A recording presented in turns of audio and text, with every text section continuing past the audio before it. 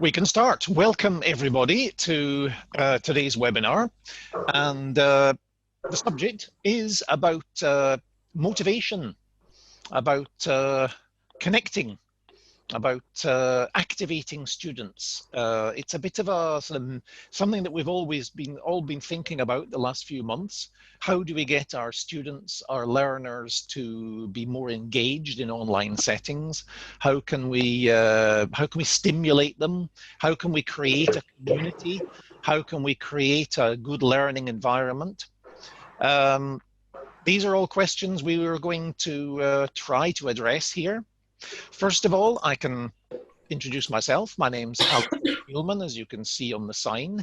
If you could please turn your microphones off, it would help.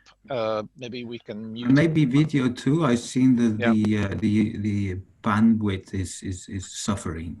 Yeah. So while we're presenting, etc., it would be nice if you turn off your video. Yeah. Okay.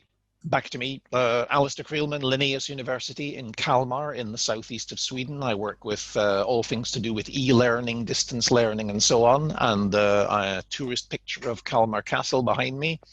Yeah, and with me today is my colleague from Iceland. Hello, my name is Hrobjartur Árnason, and I live in Iceland. One of my favorite places up in the highlands is here behind me. And I teach at the University of Iceland and have been studying and working with online learning for the last 15 or 20 years. And a lot of them together with Alastair. Okay. We will start not by telling you things ourselves. We'll start by, in a way, finding out a bit about you.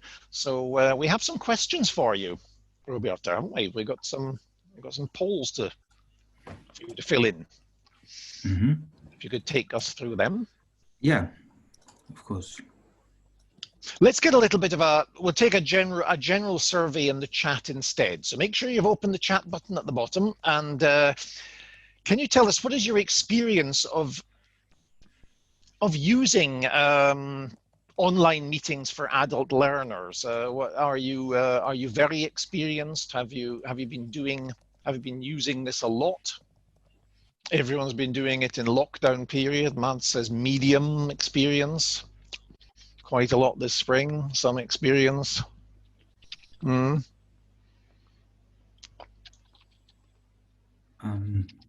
Okay. How about this? There we are. He has found it. Good. Yes. You might. There we go. Now you're in business. Never mind the chat. Go to the polls. We found the magic button. Goodness me. We thought we had everything covered here, and then discover that we don't. Yeah, I opened this room yesterday night. Yeah. Last night to. How do I find the poll? It should be right in front of you. Right in front of you. It was for a couple of seconds and then it disappeared. Okay, then you probably answered it. Yeah. Sorry. We can see that in terms of the poll, 62% have some experience. So the majority have some. We have a few with very much and much experience who are probably rather amused at our poll confusion here, but bear with us. There will be more. Maybe we can move to the second question. I'll have to create that one too. Okay. I can see some are not there. Ingela not very experienced. I mean, in a way, we have. It's funny how we've spent this this spring. Suddenly, everything's gone to Zoom, hasn't it? Suddenly, we've got this. We sort of moved our classroom onto Zoom or Microsoft Teams or Google Meet or several other tools. But suddenly, we had to switch. A lot of people have said this is not real distance education. It is emergency remote education because it's been done without much preparation. It's been done without often without any help. A lot of teachers have had to adapt very, very quickly. What has been positive is that we have learned to help each other. There has been a fantastic amount of community activity with Facebook groups all over in every country, I think, with teachers helping each other. I think there has been fantastic, that has helped a lot. We've also found that schools, colleges, universities that have got access to educational technologists, learning technologists, whatever you want to call them, have had a massive advantage. And those who have had a strategy for online learning and distance education have had a great advantage. But many of us have had to change very rapidly. And I think some people have seen that when you just use Zoom for classroom teaching, especially teaching such as lecturing, then the transition isn't terribly good. There have been cases. I saw an interesting debate in Norway where teachers were rather disturbed that their students did not want to show their faces in Zoom. There was several articles about this, and there was even a screenshot showing the teacher in video, and the rest were just black screens. And how do you get student engagement when they refuse to turn on their screens, when they refuse to even open their microphones? And all they will do is chat. And sometimes they don't log in with their real names. All you see is a mobile number. All you see is something, an acronym or a nickname. How on earth do we get some kind of engagement there? How are you doing, Hrobjartur? Do we have a new poll or do we move on? I have to relaunch the polling now. So the second poll should be up. But I didn't. I hope you saw what I did. I can still only see the old poll. Okay. Can I say something regarding Yes, yes. But this, I think we should move on. But we can move on in a minute. Yeah, Hanne? Actually, I've had a very good experience with doing polls in Mentimeter. Yeah. Because then I'm not then I'm not a victim for the sort of uncertainty that comes with a couple of other polls. Then I just do a poll and it gives statistics immediately because I show 1 or 2 Mentimeter pictures. So yeah. It's just a really good experience I've had because I need to use polls quite a lot. Yep. Indeed, I find, as I'll be doing in a few minutes, Mentimeter is a very good, mentimeter.com, very useful tool to have polls, much better than the Zoom polls. You can do much more. You can have word clouds. You can have free text answers, whereas these polls that you can see in front of you now, they are just sort of multiple choice. So yes, Hanne, another advantage of using a tool like Mentimeter is that the answers are anonymous. So the students don't need to show that they're asking a stupid question or saying something that might be they don't want their friends to see. Exactly. That's you were speaking about Norway. I have experienced that motivating a group to participate non-anonymously is actually by letting them be anonymous to start with. And then all of a sudden they come out of a closet or whatever it is and they engage because they had the opportunity to be private to begin with. Even if we are only 6 participants, they can hide their answers and then all of a sudden they want to engage. Exactly. I think that personal element can come later, and we can encourage that in a way. But I think students are many people are very reluctant to show their living conditions. They don't want to show their bedroom. They don't want to show their living room. They don't want their the rest of their family walking past the screen and letting everyone see it. So they tend to switch off. Some are very sensitive about showing their face right up front. And there are many reasons for that. We can see here that there's how do you find activating participants in online discussions? It's difficult. That's mostly. I think we should maybe we can move on, Hrobjartur, and maybe some input on this. Only you and I can see the poll, so I'm trying to show the poll. Is my voice clipping a lot? No, it's not very good, your voice. And shouldn't we just go on instead of waiting? Yeah. Yes, well, we leave the polls, and we could go to a little bit of thoughts from you, Hrobjartur, about the process. What I'd like to do is to present a few ideas about how to motivate participants in online learning. What I'll do is I'll be building a bit on ideas I have from Raymond Vlodkovsky. He has written a lot about motivating adult learners, and then connect that with my own experience. And Vlodkovsky, he presented a model of motivation for adult learners, what motivates adult learners to learn. So in learning in general, but I've noticed that these ideas have been really helpful when I'm organizing online learning in my courses. So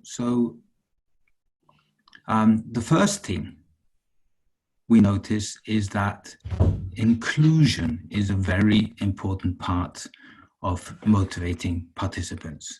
So when people feel that they are part of the learning group, that it matters that they are there and that they are part of the group. So that's kind of the most important factor, I find, that if you don't feel part of the group, you're not motivated. And then motivation is, led by emotions. So if you have positive emotions towards the learning event itself, be it online or not, and your motivation and your attitudes towards what you're learning, that's also a very, very important thing, and we have to work with that. The third element is meaning. Does the learning have meaning for you? And if you find that the learning is meaningful to you, it sustains your involvement, it helps you stay there. And finally, competence. If you're getting better at it through the course, through the learning event, you find that you manage. So what we can do is to foster inclusion, we need to create a climate of respect.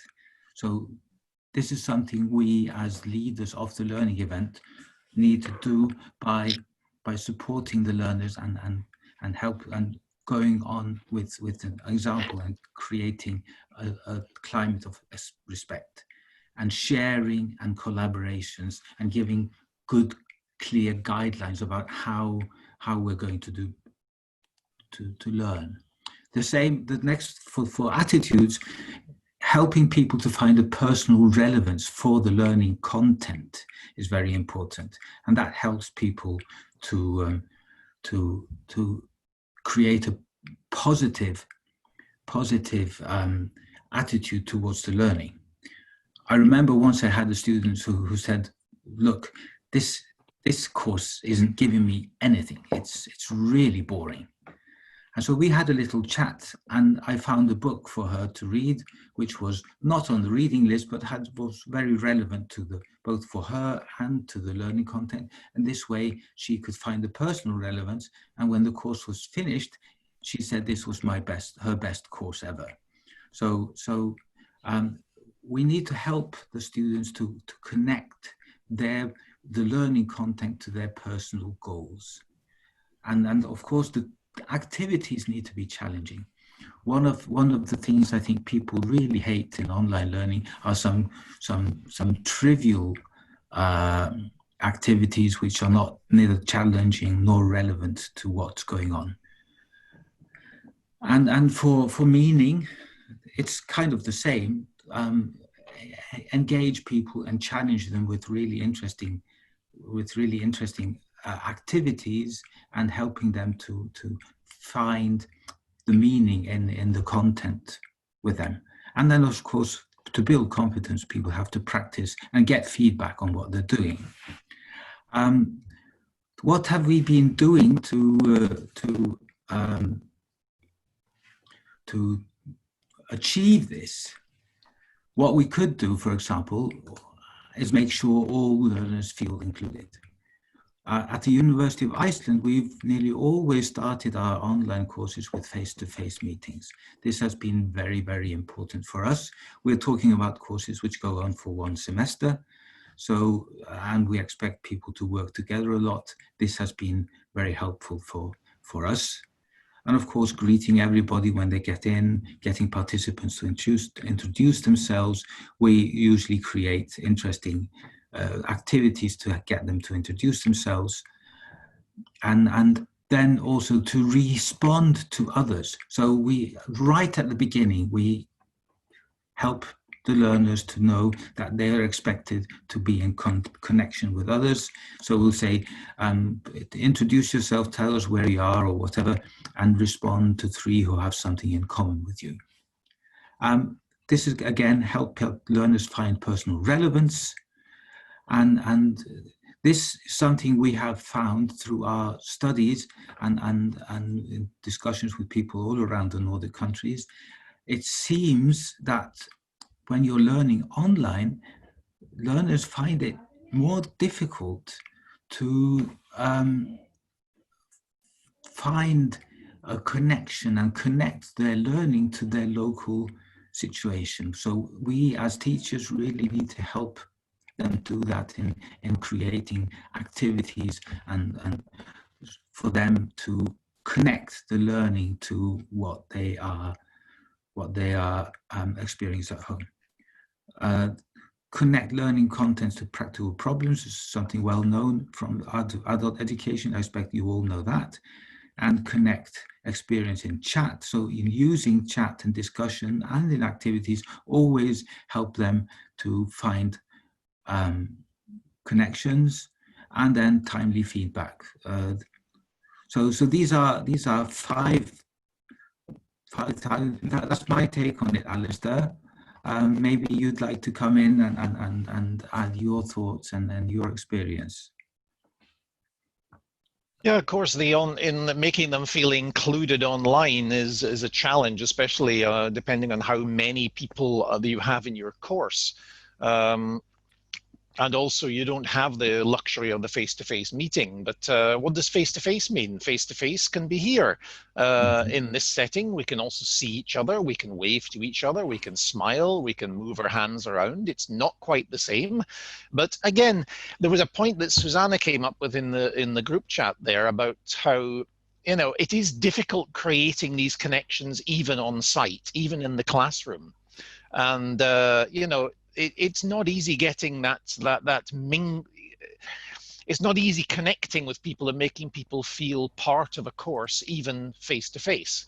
I remember when I started as an undergraduate a long time ago, and I used to sit every week in lectures of 200 to 250 people. I didn't feel as if I was seen. I didn't feel as if the lecturers had no idea who I was. I had no personal contact with any of them. We just listened to them talking. So I didn't feel included at all, and that was face to face. I think in the online space, we can do a bit more. We can create forums, as we often do. We can use different collaborative documents. A lovely way of introducing ourselves is to make videos, sometimes to get some personal comment in there. I've used, there are tools you can use to have sort of asynchronous video chats where I get, once with one group, I got them to record an introduction to themselves using their mobiles where they were sitting or standing at a place they they loved, a place in their hometown or area which was special to them. And they introduced themselves and explained why the place was special. So we saw each other standing outside our favorite cafe, in the local park, in your garden, you know, somewhere outside their favorite football club stadium, you know, wherever turned you on, really. And we got an insight into that person's personality and life, and they were able to give that insight. And encouraging that personal touch can be much better than having a gallery of people in a Zoom meeting. And so, as I was saying in the chat, I think the more asynchronous activity we encourage, the better the connections become. It's not always possible to have full interaction in a large group in a Zoom room, though it can help with group activities. Mm-hmm. And this I find it really interesting with the videos and getting students to use the video. They have to get over a threshold. Many are rather shy about it, but once they start using it, it really livens up the course and gives a lot of, it adds a lot to the quality of the course. So they are creating content themselves is really really interesting. There's a question in the chat, Hrobjartur, about the slides, as always. It could be an idea if you just if you enclose the slides in the chat, then people have them immediately, but you can find a link that they can go to put them in. But we're moving on now to some group discussion, and I'll wait for you to give the go-ahead for that, Hrobjartur. But I was thinking, what was the idea I had? Yes, the problem with synchronous meetings and an over reliance on synchronous meetings like Zoom is that only the brave students ever say anything. And this is a similar setting as we have in the classroom. The silent learners, the quiet ones, never say anything. They never actually get involved. And this is a big problem. In the synchronous meetings, it's often unreflected and spontaneous and replies from the confident students that are focused. And those who need time to reflect don't get that time to reflect. So that, you know, there are many people in this transition have decided not to have very many synchronous meetings. They record their input and then they focus on asynchronous interaction, either by video, audio, or text on various collaborative documents and platforms. And that way, everyone gets a chance to reflect and contribute. And you can also, in many learning management systems like Moodle and Canvas and so on, you can make it clear that you can't see the others' comments until you make a comment yourself, which might be an option that allows you allows them to think for themselves rather than echoing what someone else said, like saying, yeah, Rob, great point, Hrobjartur, I agree, which doesn't tell anything. There are many ways around this, and it would need a lot more time to go through them. But yeah, my focus is move to asynchronous. Are we ready for some? I'm going to explain a task. Are you ready with the groups? I'm ready, yeah. Okay, I'm going to show you. Let me see. We're going to put you into groups, and in the chat is a Mentimeter link. And what we would like you to do here, I will just share my screen, and I'll show you. What do you do to motivate your learners online? We have made this a very, very open question, but what we'd like to gather here is we were going to put you into groups, maybe 10, 15 minutes you'll get to discuss with each other. We'd like you just to brainstorm ideas. In this poll, you can write a sentence or a few words, and you can vote as many times as you like. But can you gather experience from your groups? And one person in the group should be the secretary, and write down the answers that you come up with? How do you motivate? How do you make your learners feel included? How do you get them to feel part of a community? How do you build that solidarity and safe environment so people feel, yeah, safe to write what they want, safe to reveal their feelings and not be afraid of the other students or what they might think? How do we create that you can interpret it in many ways? So I would like to, I think you've done this before. You can turn on your video and your video and your microphones, and we're going to throw you into group rooms. Yeah, there'll be 4 and 5 participants in the groups. So I'll just click yes and be into your groups. Yeah, Daniel. Yeah, we had actually an interesting discussion about using a shared document where everybody could put in their answers. That helps getting people involved and actually come up with what they have of opinions on the meeting subject.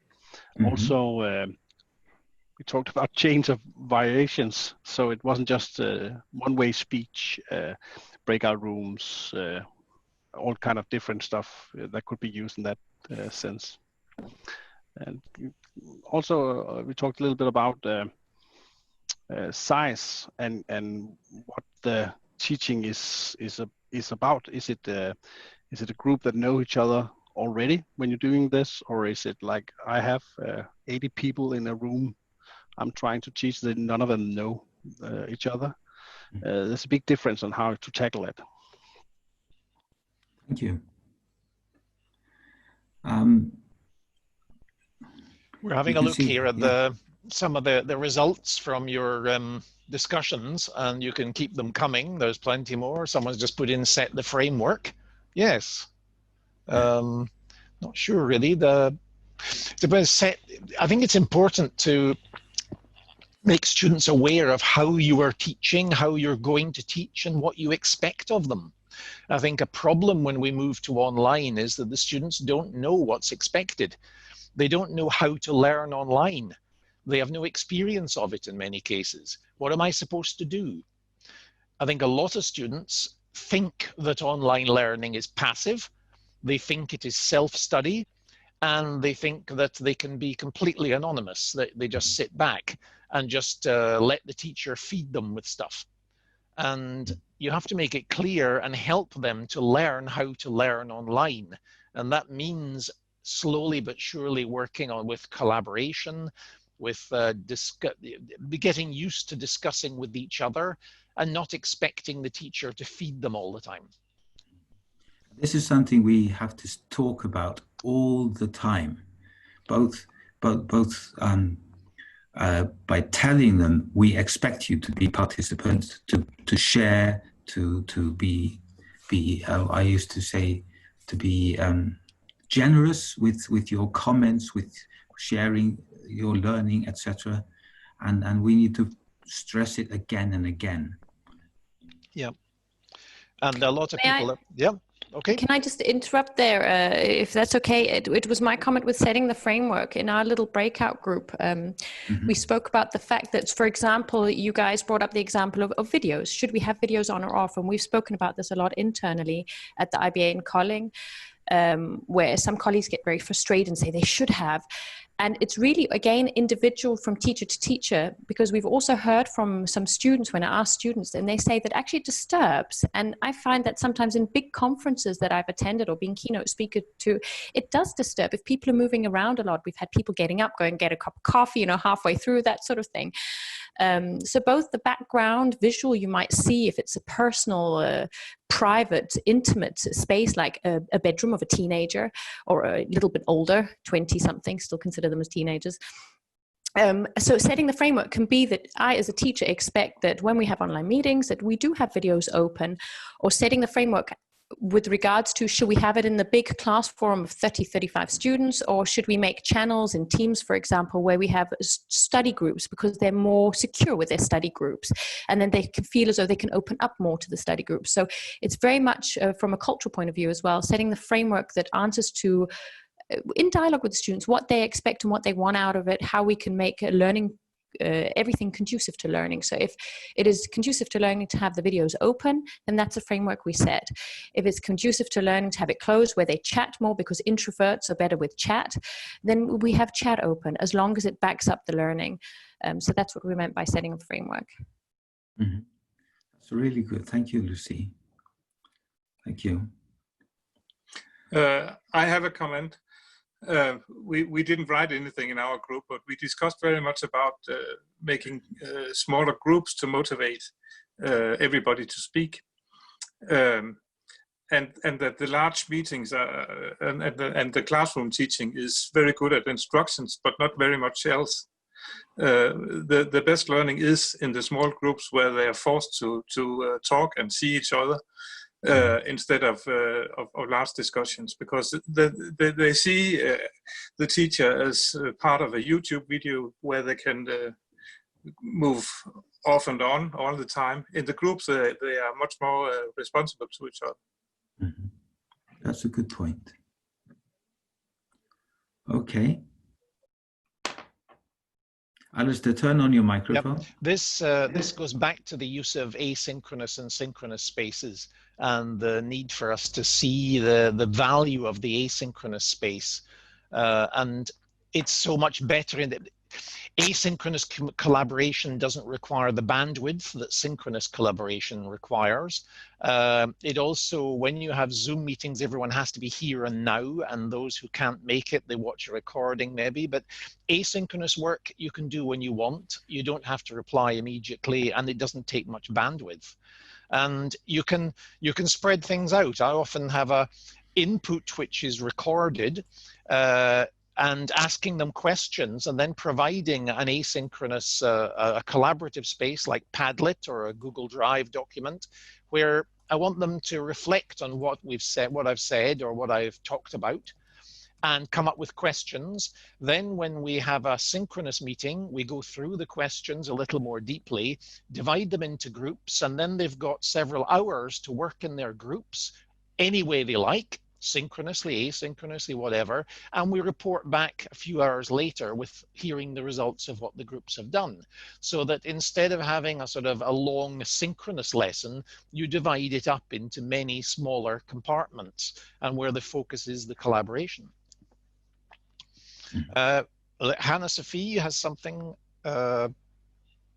before Hrobjartur. You can continue with the input after that. Yeah.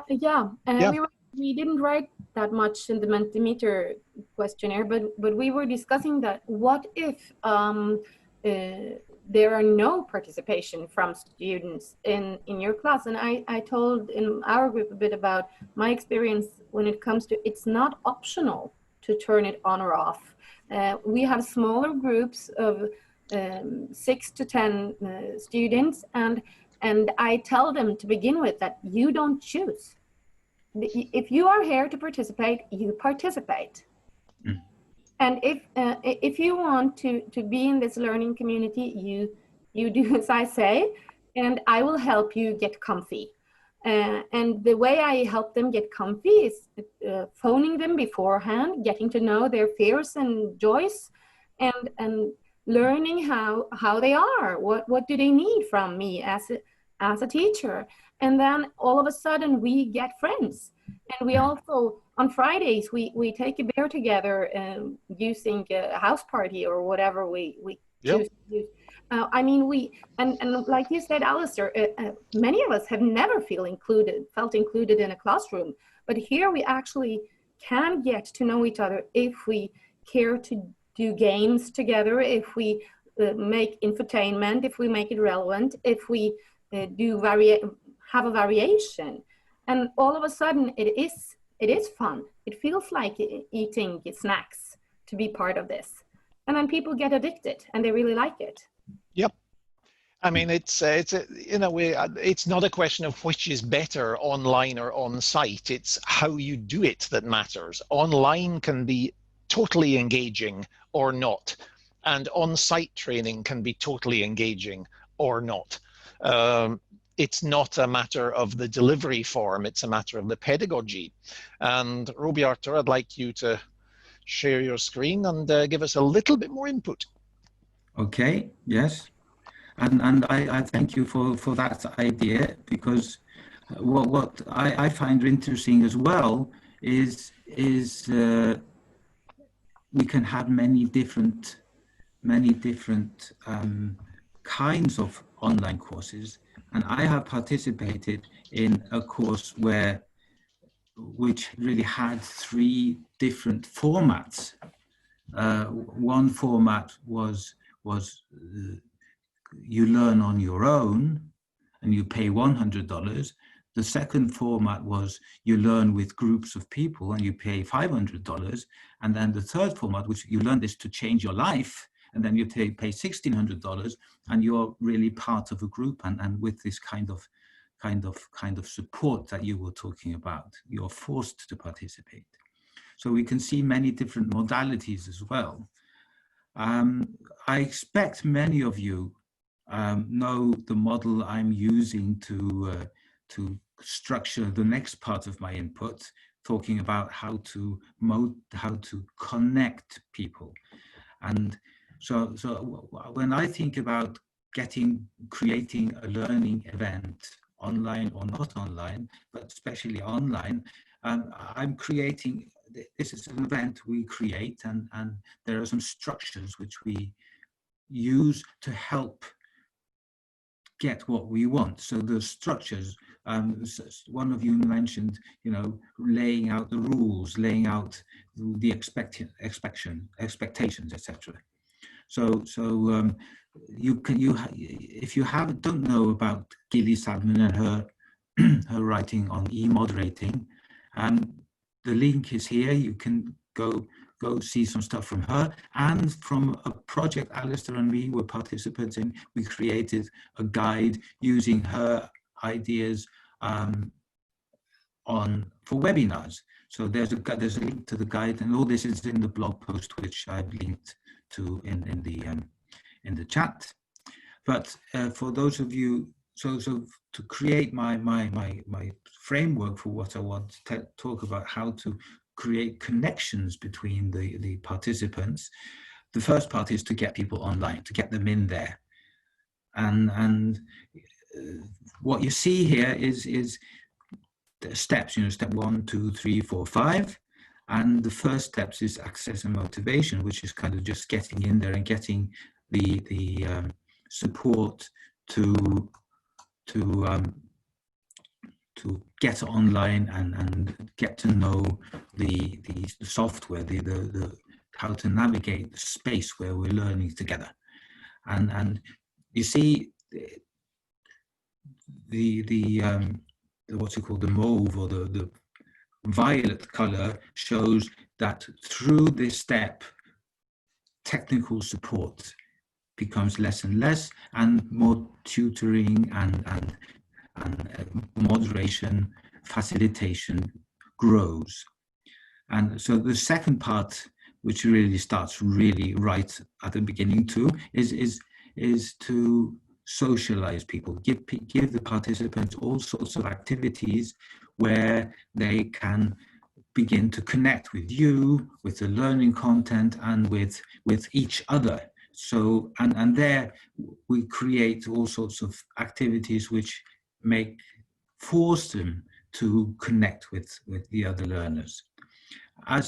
Then we start exchanging information, we start working with the content, and when we've got into, we've introduced the content, people start working with it, connecting it to their relations, and we're on step 4, knowledge construction, and then development. So I read Gilly's book around nearly 20 years ago, and I'm still influenced by these ideas. They're so simple and useful, so I keep using them. And so built on my experience now, here are some tips. Just a minute, this one, no, voila. I hope you see it now. So I always plan to give lots of support and help to the participants, and different kinds of help on how to navigate the learning environment. And it's interesting, I always find that a lot of people do have problems learning to use the system.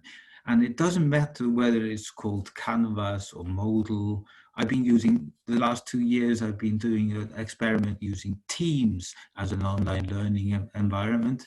And a student has been, I'm writing about my experiences, and she noticed that it really depends on how much time the students give themselves to get acquainted with the learning space. So some people don't, they expect that it should just be intuitive, and they don't try to learn how to use it. So we have to kind of really help them to learn to navigate, to go around and check out how everything works. And then we have activities, in Gilly Salmon called them e-tivities. They are small projects which you do alone or with others, but they always include a sharing element. Do this, you know, and check out what the others say and react to them. And then the third thing is be visible yourself and model the behavior. So be an example.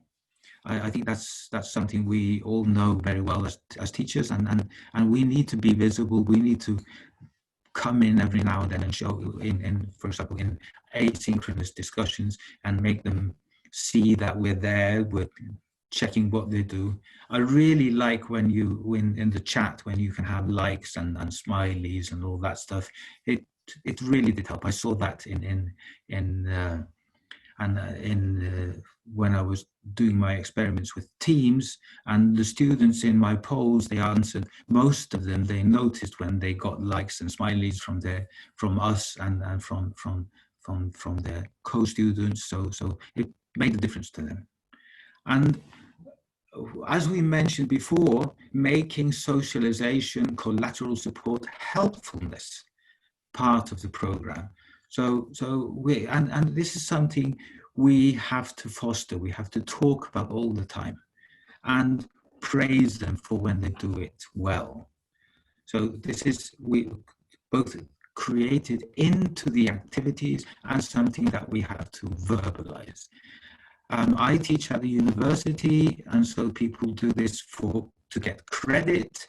So I can put participation as part of the result. So maybe 10–15% is participation, and I have had very much success in talking about participation as practicing leadership in the online. How can you be a leader for yourself and others in this online situation, in this online area? So how can you be a leader for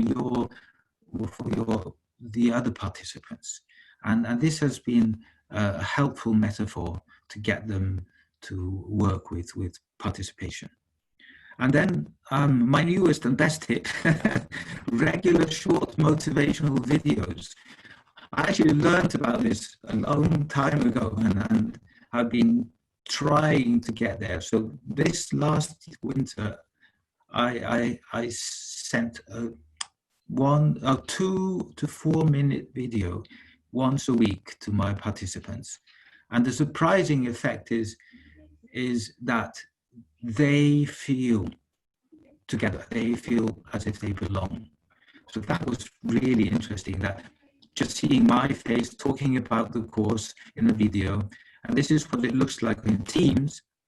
I had a collection page, just a YouTube channel, which was embedded into the Teams area, and you can see all my weekly posts.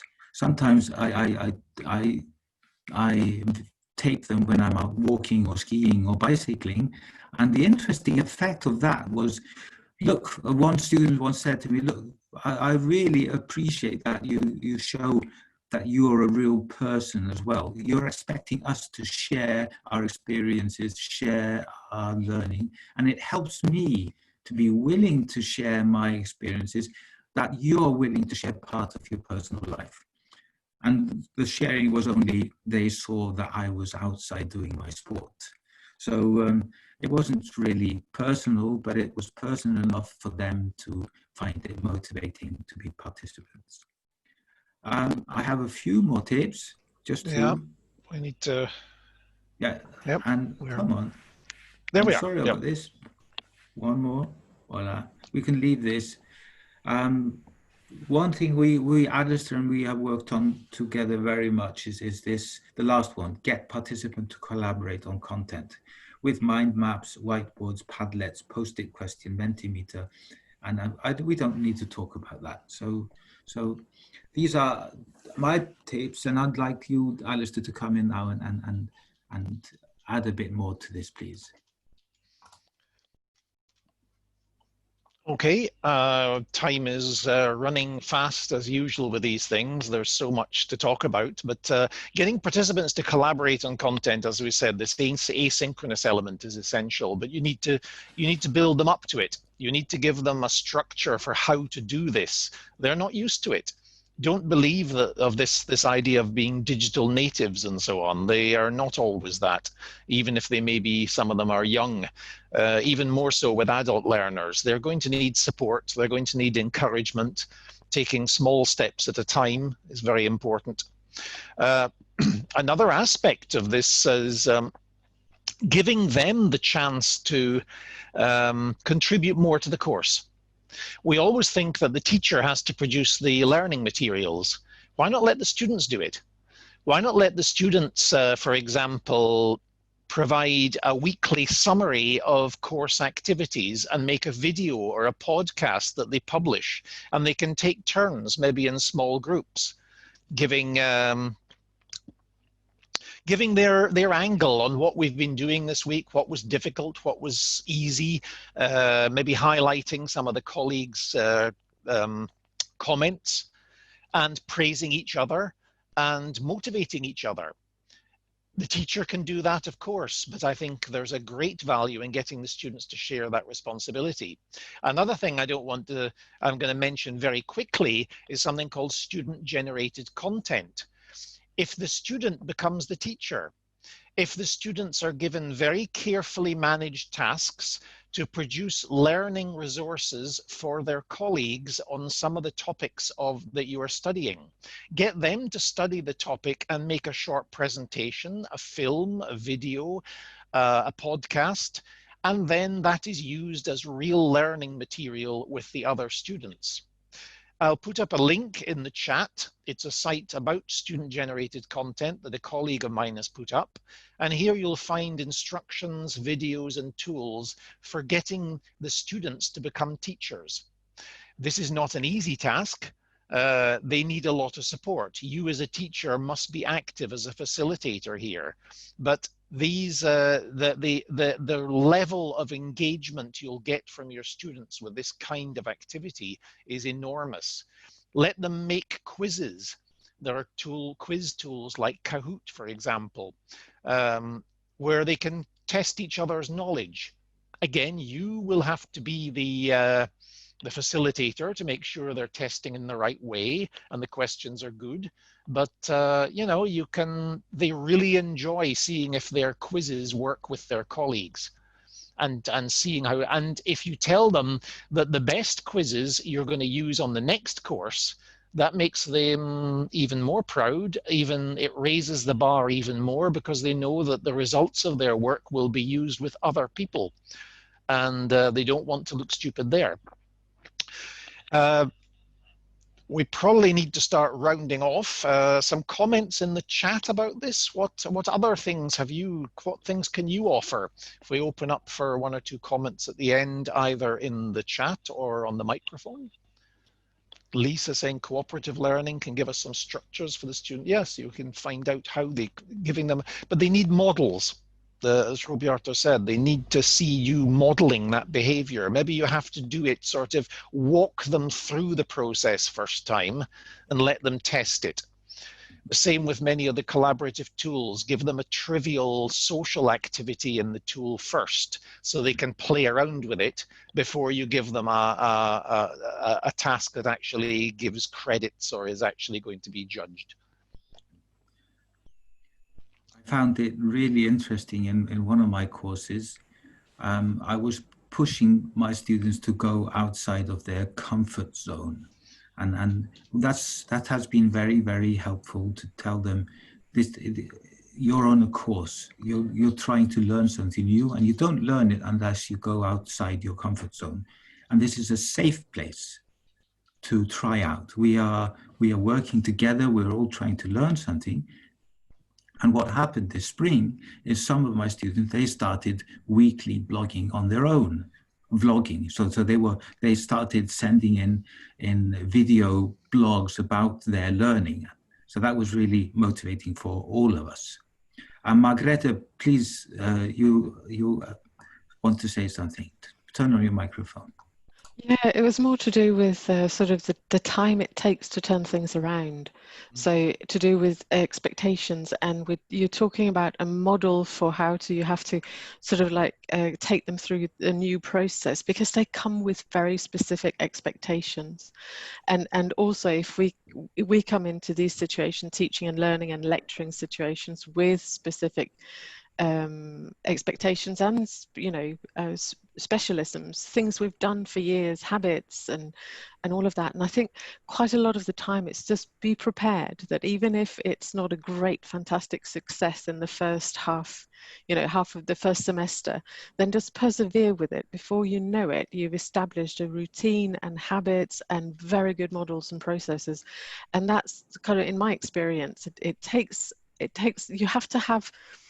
you have to sort of, it's not just patience, you have to have a long lens, if that's the right expression for it. You've got to be able to see beyond your first failures and be prepared for the failures and tell the students about it. Be self-reflective in, okay, this is new, we're trialing something new, we're doing something new, this is what I'd like you to do, and I want your feedback. Have a dialogue with them about your learning and their learning in relation to the parts that they need to learn and about process. I think that has worked really well in my experience before. Really, thank you very much, Margrethe. This was really useful. Another, I just suddenly, something struck me here. Is a lovely quote from Tony Bates, who's one of the sort of one of my favorite thinkers in the field of e-learning. And he wrote recently, "Good teaching may overcome a poor choice of technology, but technology will never save bad teaching." I'll put that into the chat as a thought for the day. I think one thing we need to remember is that you don't always have to get the technology bang right. It doesn't have to be absolutely perfect. If you've got enthusiasm and you really enjoy what you're teaching and you show your concern for the students, they'll forgive you that this tool didn't work very well, or the poll function didn't work today, or whatever, because I think we forget the emotional presence attitude of teaching, that emotions play an enormous role in whether we can learn or not. Your emotions as a teacher, being sensitive to the emotions and feelings of the students, especially in the present situation. We don't know what they're going through. We don't know how much their performance is affected by family problems, a death of a close person. There's a lot of factors that we really can't control. We need to round off now. The final comment there is Mette about the reactions in the system. Yes, we often laugh at the idea of liking things, the thumbs up on Facebook and so on. But don't forget, that is the digital equivalent of smiling at someone when they say something, or looking at them, nodding. We need that. And there's nothing worse than a student writing a comment that they've spent a long time thinking about, and they don't even get a thumbs up. They don't even get, they no answer. You know, like, do I exist? It's the same thing, you know, when you don't get a comment, you don't get even a like, you get nothing. It's like you're talking in a room and people just ignore you. And it can be very, very demotivating. So, folks, I think we've actually gone a little bit over, we've gone a bit over time. It's time for lunch in most countries here, though maybe not quite not lunch yet. in Iceland. Now, Iceland, you've still got some morning left, but here in Sweden, we are definitely thinking about lunch, and in Finland, it's way past lunchtime. So we thank you all for being part of this. Thank you for being with us. You'll get evidence of this. We've sent you the link to the blog and all the presentation and all that. So goodbye, everybody. Good luck. Goodbye. And we can stop the recording.